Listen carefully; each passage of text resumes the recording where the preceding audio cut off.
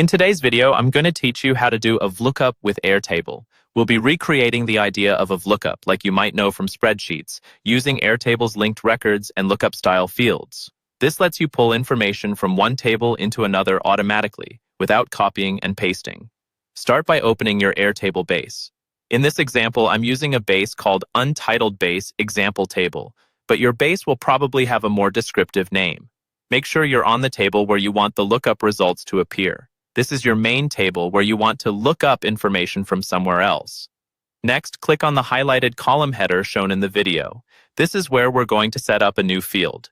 When the field configuration panel opens, choose the option called Link to Another Record. This is a key step.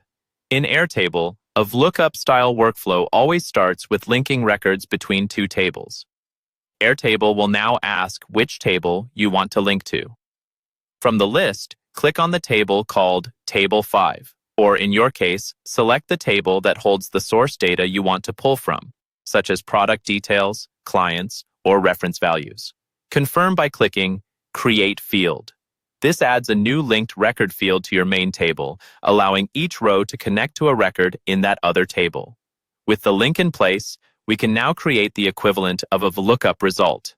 Open the field customization again by clicking on the relevant highlighted area. This time, select the Calculation option. In Airtable, lookups and rollups live under this broader calculation category.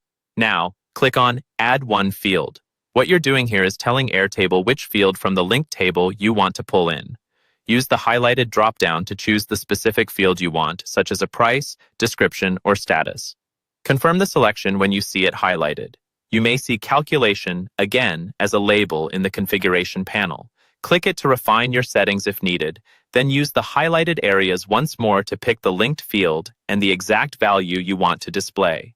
Finally, confirm everything in the calculation configuration.